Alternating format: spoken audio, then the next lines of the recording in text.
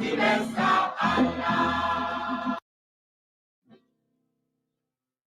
anti-best, here anti-best, here anti-best, Allah.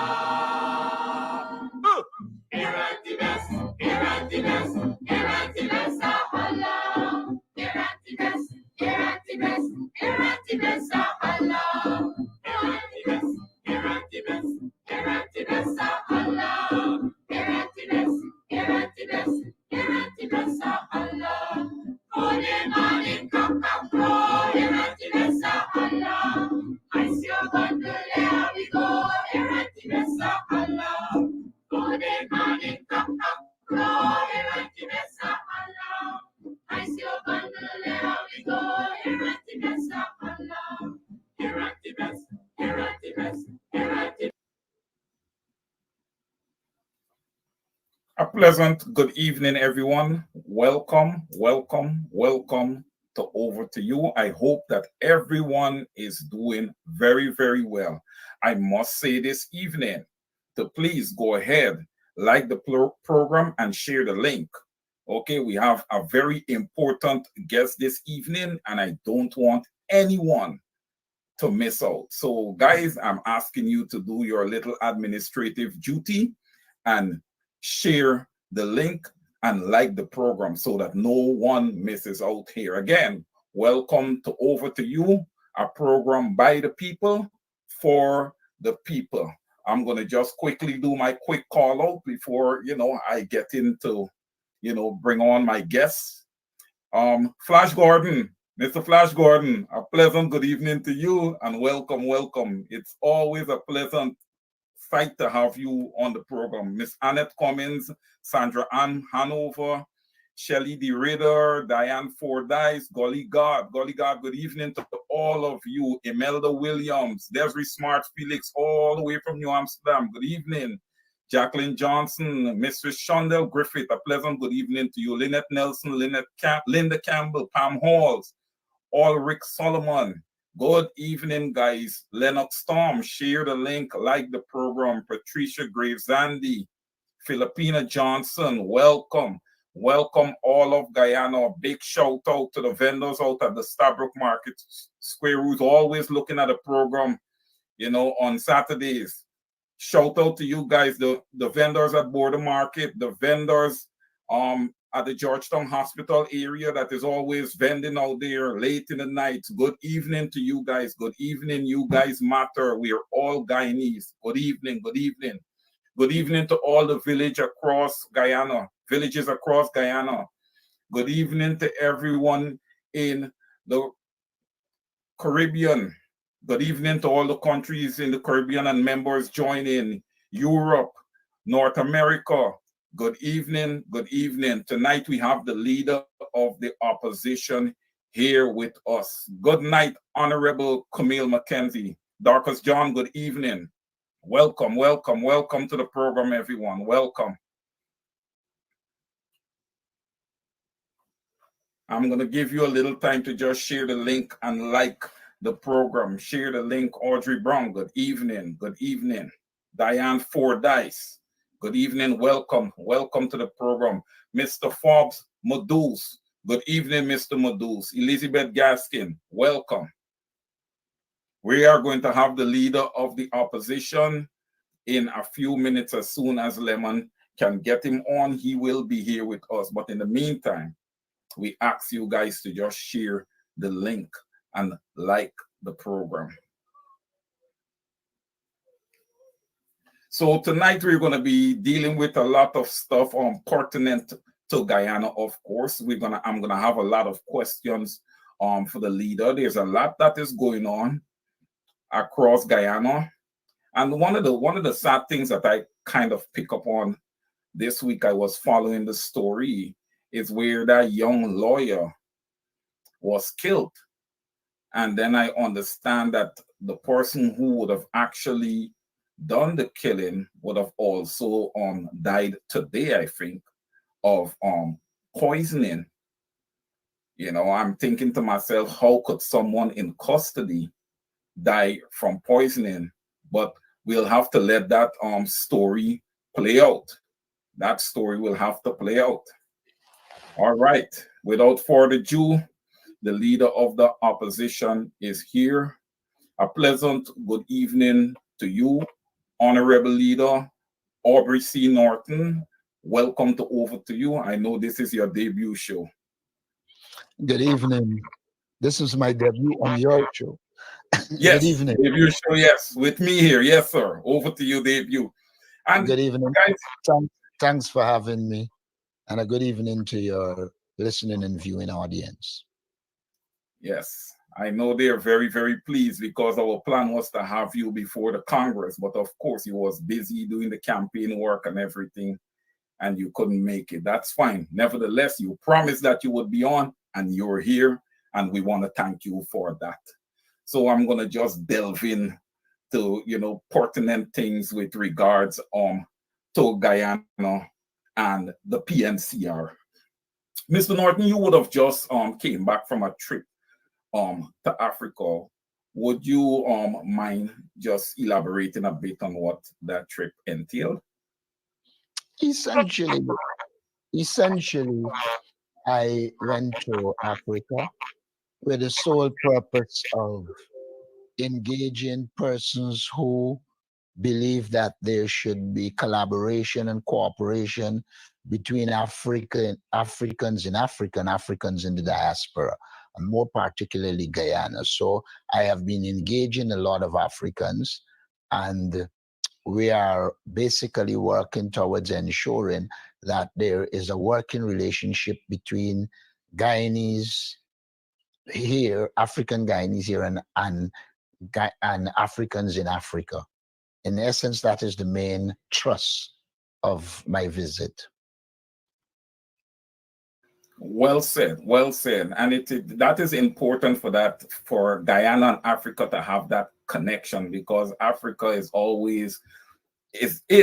known as the homeland of the Guyanese of Afro descent. So that is very, very good, Mr. Norton. Thank you for that. Is there any other countries that you would have went to recently, or any other countries that you're engaging from a holistic perspective to build alliances? Seeing that you are the leader of the opposition, and next year the high expectation is that the coalition will win the elections. Are you guys starting to build those bridges, taking a frontal position and build those bridges up front? I have, but not in traveling in the way like how I went to Africa. I'm working on relationships in the Caribbean. I'm working on relationships in North America, all around. I have to engage the United Kingdom so that in the final analysis, we have a network of relationship that can redound to our benefit, and in some regard, produce reciprocal benefits to those who we engage and we ourselves. Excellent, Mr. Norton, and that is good to know, because you look at the other side. The PPPC is engaging a lot of nations out there, and they're kind of dangling our wealth as the bait, when they go out to try to engage these other nations. So it's good to know that you're out there taking that frontal position and also engaging on behalf of the opposition. I just want to quickly jump to this news article I was reading from the Village Voice, where it says that Mrs. Roxanne Myers was awarded $2 million. What is your take on that whole situation? Look, for me, the most important thing is that it is well established that the police is abusing its power. And I'm happy that the question of police misusing their authority and abusing their power has been challenged in the court. The question of compensation is a question that I think the lawyers and them will have to deal with. But for me, the most important thing is the success on the principle that the Ghana Police Force doesn't have the right to wrongfully arrest people, which they have been doing. And to me, the decision is one that is welcome, but I wouldn't get into the details of compensation for. I don't know how much they were sued for, among other things. But Mr. Norton, looking at what would have transpired here, because I would consider this to be defamation of character amongst other things. And we have this position in Guyana where people lose their jobs based on these issues. Now, when you look at Miss Roxanne Myers, she would not have worked in the last 4 years, because ultimately she would have lost her job because of this. I know you don't want to get too much into the compensation, but when you look at a situation like this, $2 million compensation could never help somebody who is jobless for 4 years. It's been 4 years, right? I agree that the government is vindictive, and to the extent that Myers was charged, it would have affected our ability to earn in a society like Guyana. And so I do agree that the compensation is inadequate. What I don't want to get into is putting a figure when I don't know, in fact, how much she sued them for. What is it that the judge would have ruled? But I do believe at mere face value that it is inadequate. But like I said, what is critical is the principle. And the courts have now established, and it has been established before, that you can't just arrest people at your whims, fancies, and caprices. And therefore, in my opinion, she was correct to sue them. I hope to see more Guyanese suing the Guyana police force for wrongful arrest. I remember the compensation for the young lawyer girl. I didn't think it was adequate either. But once the principle is established, you can move on to seek uh, adequate compensation and deal with the issues. The question of defamation, etc., I think that will have to be a separate case, because I mean it does damage the character, etc. But as I understand it, they were sued for wrongful arrest, unlawful arrest, however it is styled, and she can probably go on to file another one because it would have destroyed her character, etc. Well said, Mr. Norton. Well said. Now, I would have read into some reports that indicated that about. You can hear me, Mr. Norton? I'm hearing you clear. Okay, good, good. I would have read into an article. I think it was, yes, it was the Honorable Nigel Hughes that had that article out there that would have indicated that 60% of the children across Guyana is dealing with some measure of child poverty. Okay, what do you say to that, Mr. Norton? Well, if you would recall, in my Congress speech, I dealt with this issue. It came from a UNICEF report, a UN, United Yes, Nations Children correct. Fund report. And I had indicated it in one of our press conferences.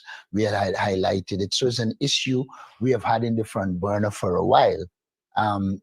But apart from that, one of the arguments I've been making consistently since I'm leader of the opposition and in every budget speech is that adequate resources are not going towards reducing and ultimately eradicating poverty. I've consistently made the point that the government over focuses on infrastructural development, because infrastructural development opens good avenues for them for their corruption.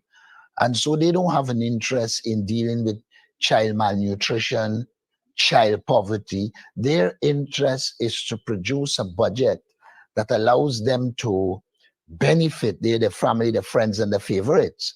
And it is for that reason the human element is not taken into consideration. I have argued that as a political party, we will put resources into poverty reduction. We will put resources into reducing the cost of living. And we have said consistently that we will focus on giving our children 2 hot meals, one in the morning, one at lunchtime, for 2 reasons. One, to be able to contribute to their nutritional value and improving their health. And secondly, to remove some of the pressures from the parent. And so, as part of our people centered development strategy, our intention is to put resources into the school system so that children can get a hot lunch, at the same time contribute to dealing with their nutritional problems and easing the burden on their parents in this society where the cost of living is extremely high. So we are aware of it. I've been raising it, but we are also producing proposals to deal with this whole question of child malnutrition and children poverty. Just a quick follow-up, Mr. Norton, and I know you'll answer this quickly because do you think, based on these statistics with child poverty, it has an effect on these children's ability to learn and overall education in Guyana? Science has established that if children are malnourished, it affects their education. You only have to look to see when those people in the society who have the resources to look after the children and send them to private school, they tend to do better because they are getting what they need nutritionally. So I have no doubt in my mind that once you have this level of poverty and you have this level of child in food insecurity, then almost immediately what you're doing is putting the children of the poor at a significant disadvantage.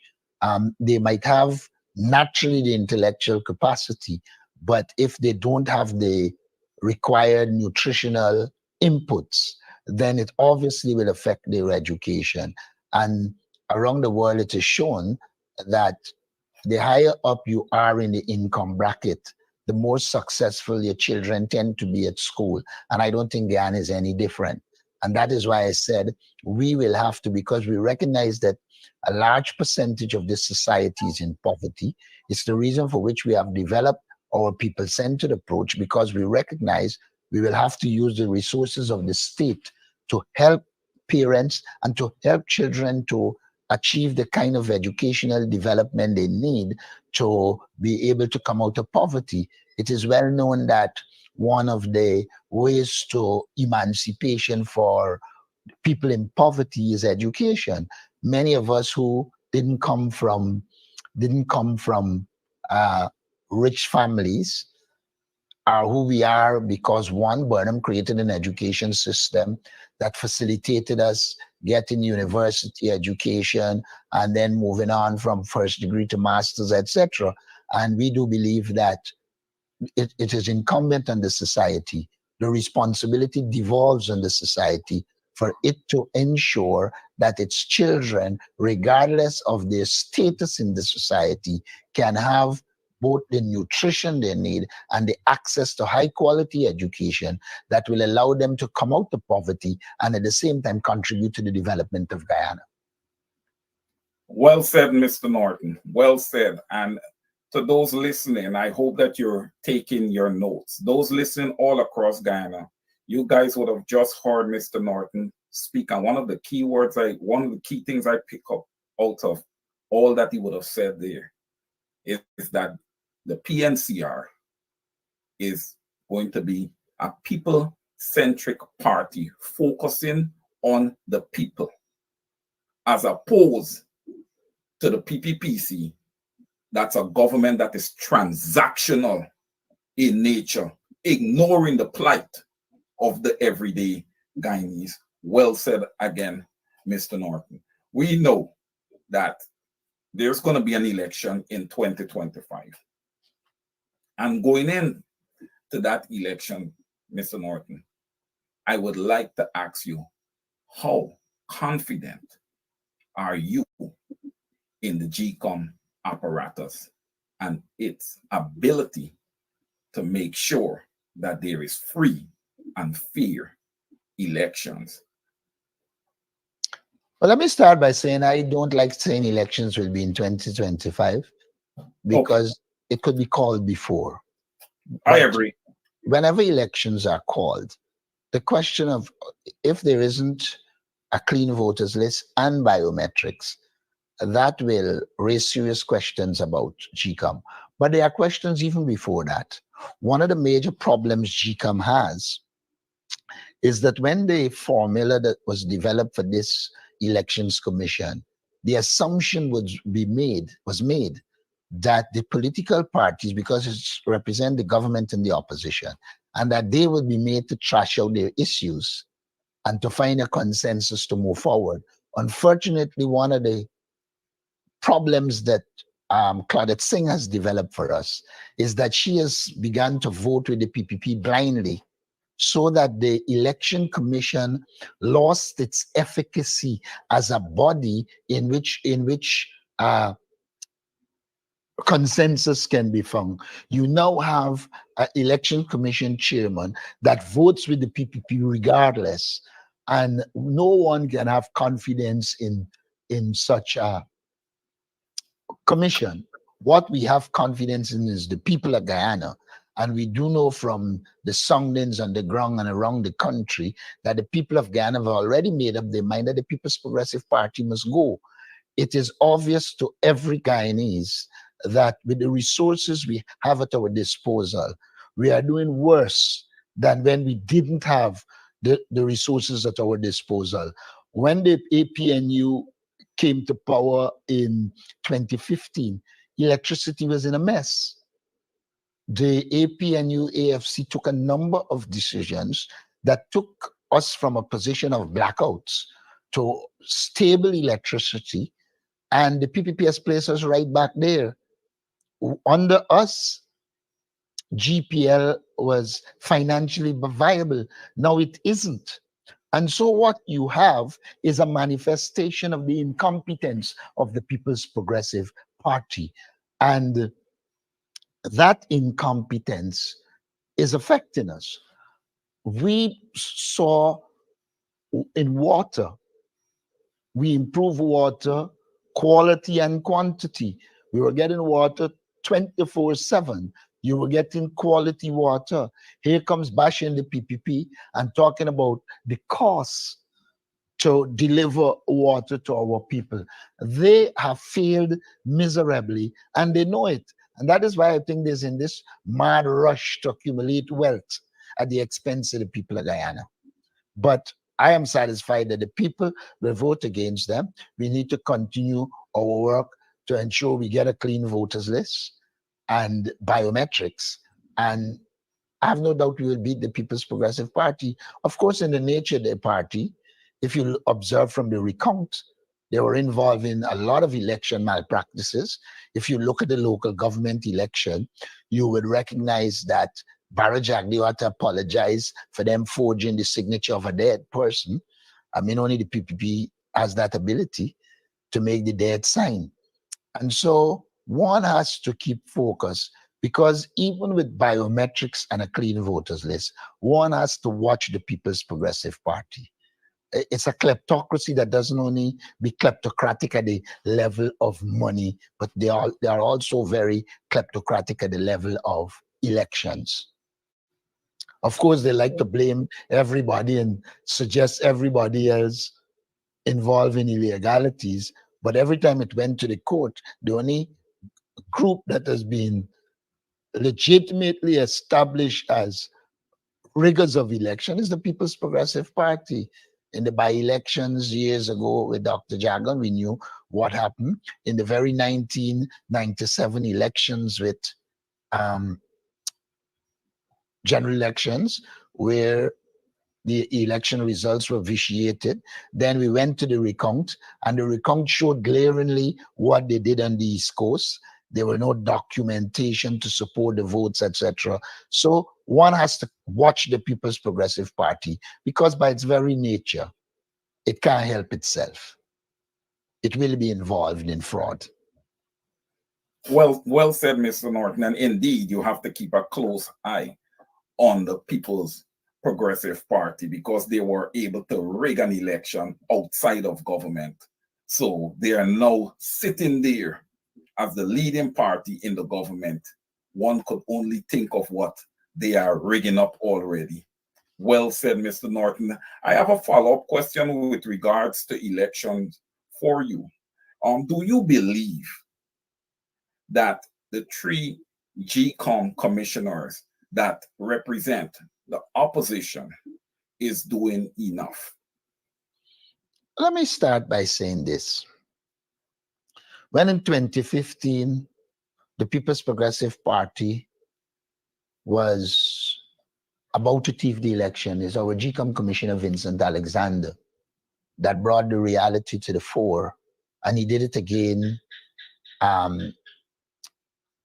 in 2020, pointing out the direction that they were. He did it in 2011, he did it in 2015. And so I have no doubt that there is adequate representation. I know for a fact they are in contact with us. There are some things they can do as Elections Commission chair. There are some things we have to do as political party. So I'm satisfied that the combination of the three, they are doing a good job as it relates to their role in the Elections Commission. Thank you very much for that answer, Mr. Norton. Now, when you look at your party, the PNCR, the narrative around the PNCR is that that's a party for the Guyanese of African descent. I would like to know what the party is doing from a holistic perspective to change that narrative and to be more inclusive, including other, ethnic groups into the mix. Well, first, let me say this to you. At the last our Congress, more Indians and indigenous people were elected to our executive than the PPP's Congress. So in the first place, our party is more representative of Guyana. Second, we have been meeting out to the Indian community, some of them quietly, some of them openly. And we have been making significant strides in terms of working with the indigenous community, both in Guyana, the Indian community, both in Guyana and in the United States of America. We believe that the Indian community is recognizing that the PPP isn't serving them. One has to understand political culture. There are going to be those, the Indo-Guyanese community, just like the Afro-Guyanese community, where there's a core that wouldn't shift. But one can do the work to ensure that people are sensitized, which we are doing, to the behavior of the People's Progressive Party. And I dare say this, by the very nature of the People's Progressive Party, they are pushing some of their supporters away. If you go into those communities, the things that PPP activists are doing to their own supporters, you only got to remember the famous hot dog story. And you would recognize that all is not well in the PPP constituency, and we will continue to engage. I recently went on GlobeSpan program where there's a large Indo-Guyanese following, and to make the case clear, I believe that the PNC over the years has consistently recruited Indo-Guyanese. But one of the things people must recognize is this. It is very difficult for many Indo-Guyanese to come out publicly and say they are supporting the PNC or the opposition. They will be destroyed by the PPP. The PPP is a brutal political party when it comes to Indo-Guyanese even indicating that they're going in a different direction. And so as you engage the Indo-Guyanese community, they'll say to you quietly that they are fed up with the People's Progressive Party, but they are not going to take the chance. The PPP has had a history of that kind of behavior. I always remind people that years ago, when Akbar Ali did sign a statement and point out that the PPP was involved in murders and sabotage of the Guyanese economy, immediately after they executed him. The PPP is not a political party that allows dissent. There can be no charandas in the PPP. It would be charan dead. And so, as we make our advances and engage the Indo-Guyanese community, we are well aware of the challenges. Even members of parliament who are Indo-Guyanese, the PPP would say to them, what are you doing over there? You should be over here. And they constantly carries out a psychological warfare against them. So we are doing the work, we are engaging, and I believe it will pay off. I don't live in a fool's paradise to believe that there's going to be some massive swing of Indo-Guyanese to the PNC. I don't believe that. Um, I believe that we'll do the work, and there are a lot of rational persons in the Indo-Guyanese community that exist. There are a lot of young people who want to change, and we will work in that direction to get the change.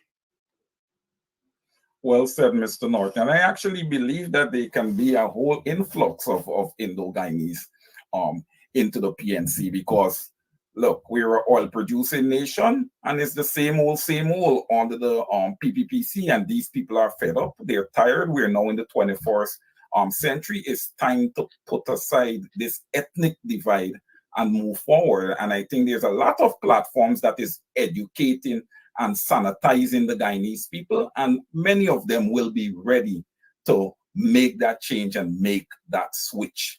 I believe, Mr. I agree with you, but what I'm saying to you is that they're not likely to come out in the public now because of the danger. You only have to look at this chap, is Max, what is his name? Who said a few things? Brian Max. Who said a few things by the PPP, and before you know it, they're beating him with a baseball bat. So it's a vicious political party.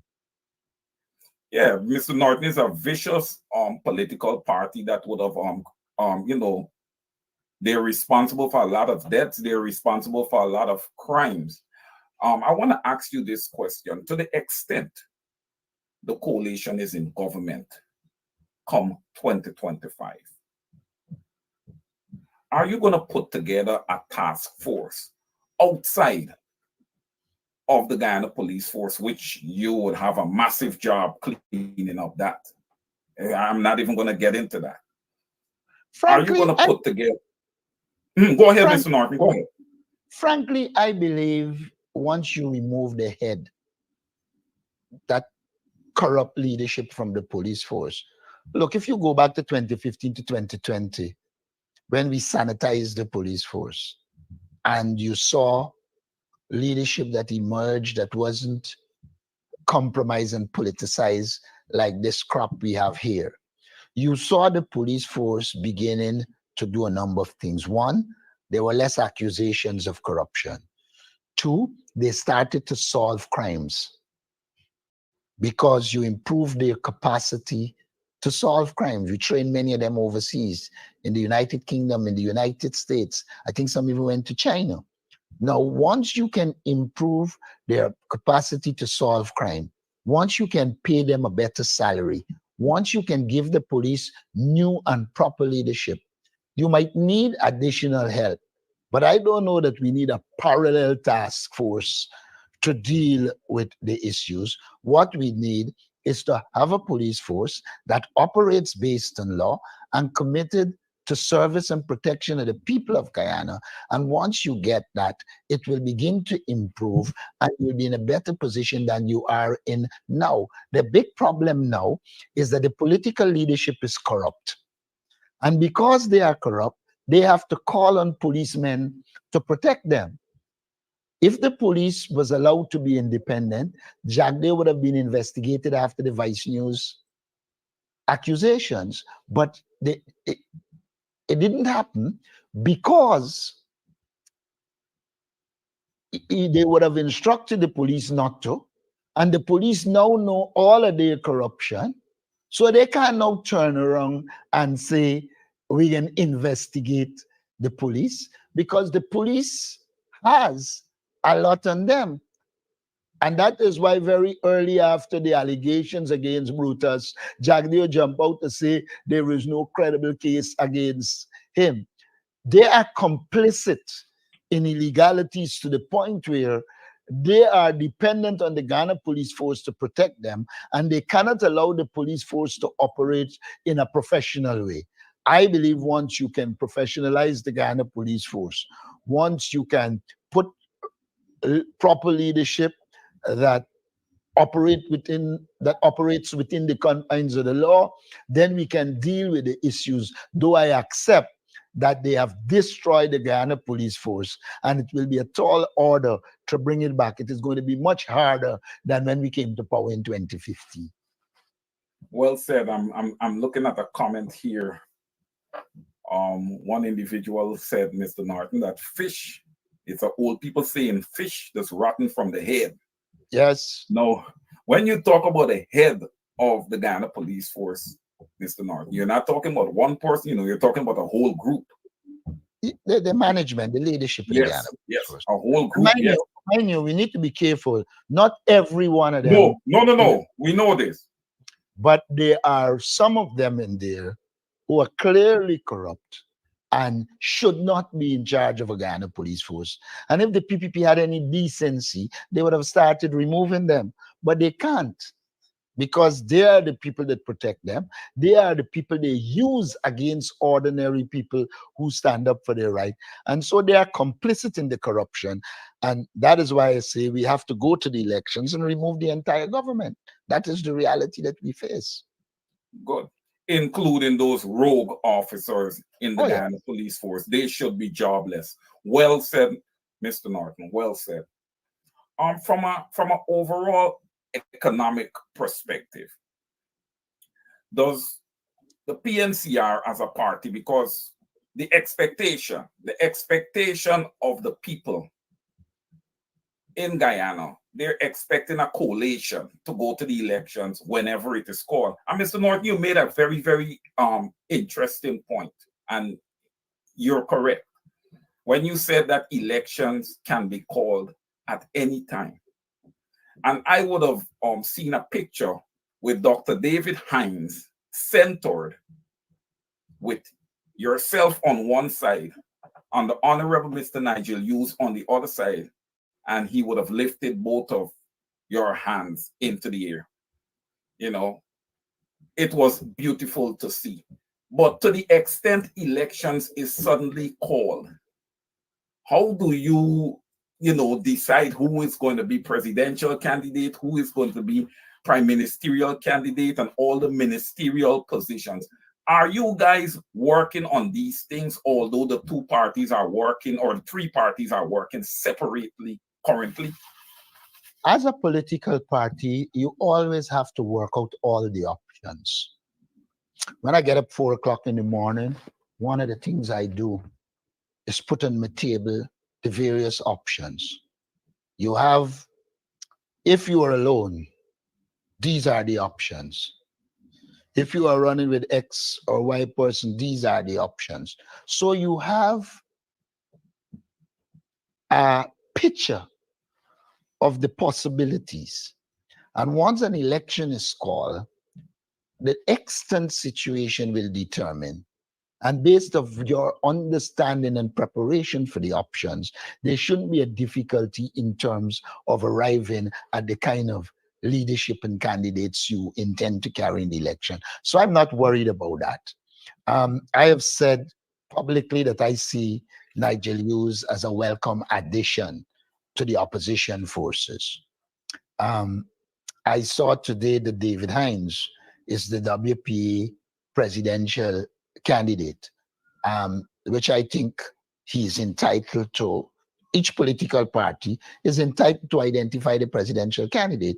When the time comes for negotiation, then we negotiate and arrive at the best solution to ensure we can succeed at the next election. That is how I see it.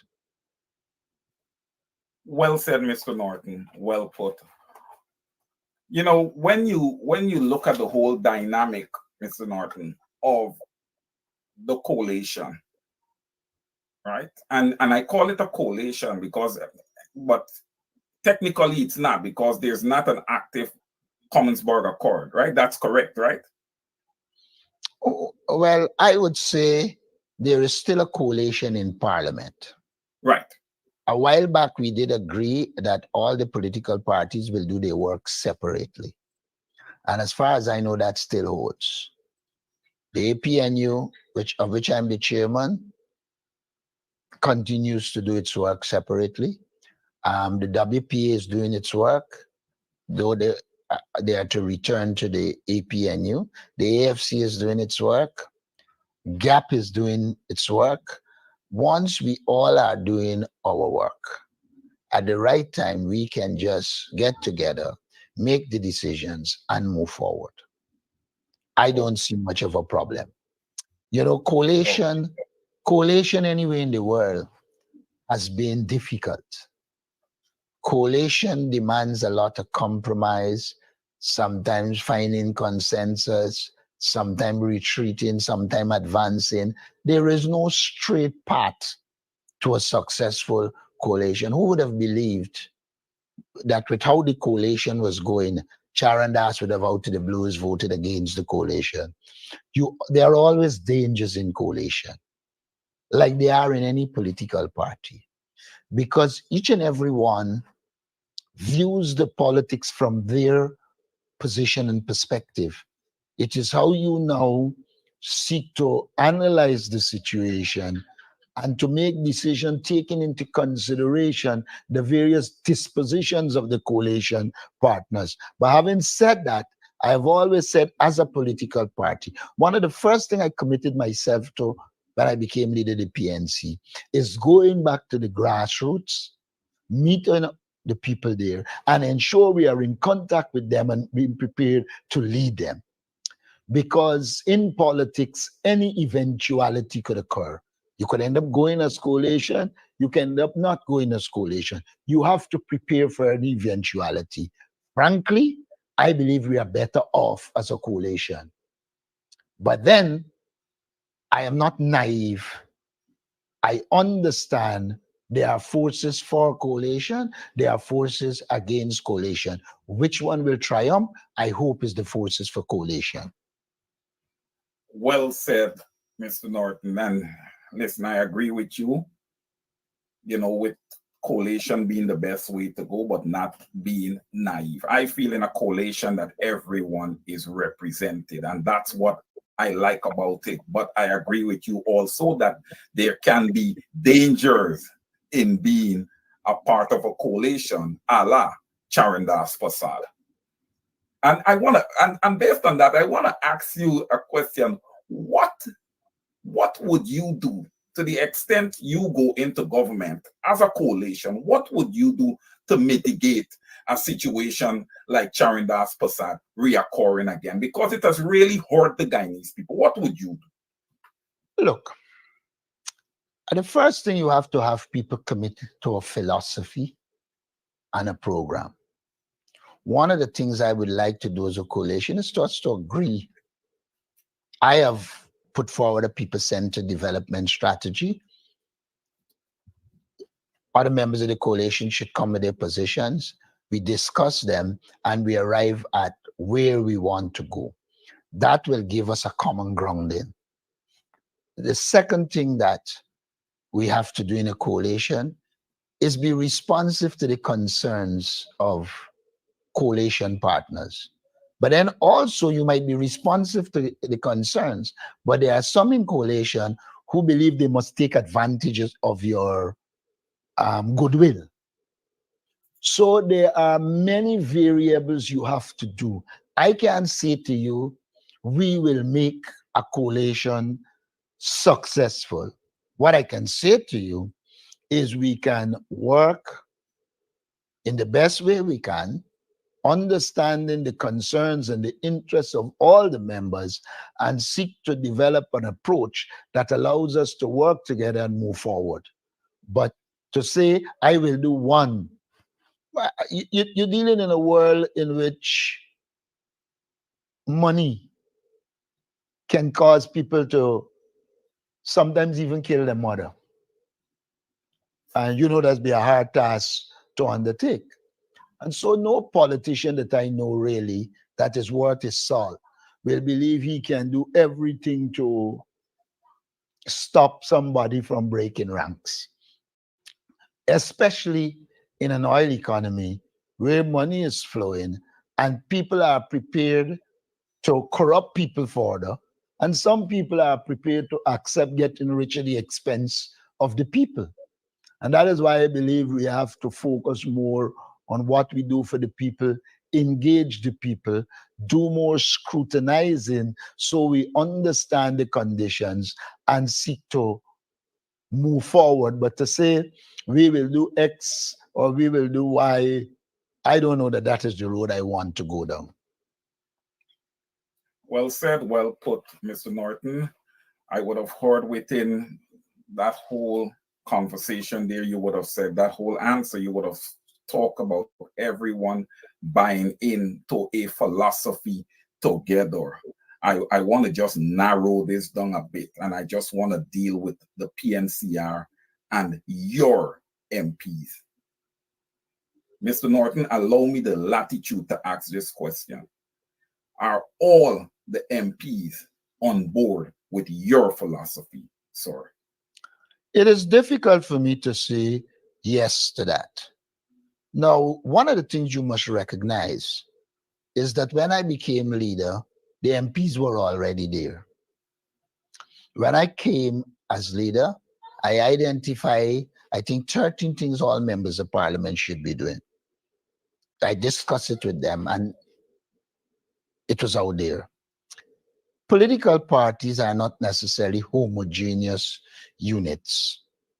And the fact that we didn't start as one unit, the fact that what I'm talking about now as the philosophical approach wasn't there at the beginning, there's not likely that everybody will buy into it. But the task is to continue to engage, to put the philosophy out there, seek to get buy-in. I want to go back to the era Burnham. There was a man, Burnham had advocated a socialist philosophy. And people assume that everybody in the party bought it. But I always remember he's now deceased, so I think I can say it, Barrett Kissoon, who was PNC. But every time he met me, he said, Aubrey, I'm a socialist. I like Burnham. I work with Burnham, but as a capitalist. I say this to say to you, it is very difficult to get everybody to subscribe to a philosophy.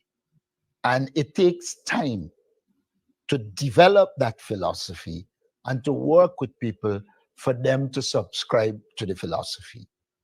Some people come to politics to make money. Some people come to politics to serve. Ideally, I'd wish all of the persons who are members of parliament are there to serve. And moving forward, I look at the people who want to serve people, because one of the dangers you have is when people come to politics with the main focus on being rich and getting rich in position, then it becomes very difficult to serve the people in a united way. And all I would say to you, I do not believe that all members of parliament share the view. Many do. But what I can say to you is that I've been constantly speaking to all and sundry that I meet about doing work on the ground, being in contact with our people, understanding their problems so that we can help them to solve them and ensure that we could move forward. But I wouldn't sit here and tell you every member of parliament is on board. In politics, there are many combinations. You have ambition. You have those who are there by accident, those who are there because somebody put them there that is no longer there. So you start with different interests. What political leaders have got to do is to build a unified interest and approach. And that, in some regard, is what I am working on in terms of putting together um, the kind of group that one is focused on service, two, they have an understanding of what is it we set out to do for the people, and three, to get them to understand, yes, you're expected to live, you're expected to make money, but not at the expense of the people, and that should not be your major focus. And so that is the approach I would like to see. Well said, Mr. Norton. Very well said. And yes, I agree with you. This is about the people, and for those member of parliament who is not on board with the philosophy, they have to remember that they're representing a constituency, and it doesn't matter which leader would have gotten them, to the position of member of parliament. Whomever is the leader at the time, you need to get in line. If you do have some disagreements with the philosophy of the leader, that is something that you need to sit down in a private forum and work out. Because I would think that the MPs need to be operating at 100%, aligning with the philosophy that you would have put in place with, for them in order to execute, 100% on behalf of the PNCR. So I call on those MPs to line up with the leader, please. That was a I, very good. I never like the concept lineup. I believe the MPs must look to see what is the philosophy. In my Congress speech, I outline the people-centered development strategy. In the two speeches I did for budget, both of them, I expanded on it. And I think what is important is for everybody to line up behind the philosophy which says we will make the people the center of our development, and our policies and programs must be geared to serve the interests of the people of this country. And once that is happening, and that should include them being out there, understanding their problems, exposing the problems to the general public, and engaging so that we can move forward. So for me, there's not a question of lining up. It's a question of a commitment to a particular approach to the development of the people of this country that must pull you. If perchance you decide, well, um, becoming a multimillionaire is the most important thing for you, then I would see you as not somebody who will fit in to the servant oriented political culture. And I would like to see more people committed to the servant political culture in which you see yourself as coming to serve people and not seeing yourself as above people and believing that there's only a certain class and category of people, that matter. I am very much against that approach. I like the people-centered approach in which the people and the development is the focus, and we move forward based on that. Servitude to the people. Well said, Mr. Norton. I am looking at time. I know that you have another engagement. I'm going to just ask you one question and then for quick closing remarks, speaking to the people of Guyana. So the one question, Mr. Norton, Miss Rhonda Lane has been out in front of the GCOM offices every Tuesday. She is out there, sometimes 8, 17, 20 people there with her, and she have her placards and stuff, and they are protesting. They're asking for a clean voters list. They're asking for biometrics. Well, the time for biometrics seems to be, that window seems to be closing, Mr. Norton, if we are going to have biometrics, because, that it takes time to put that in place, right?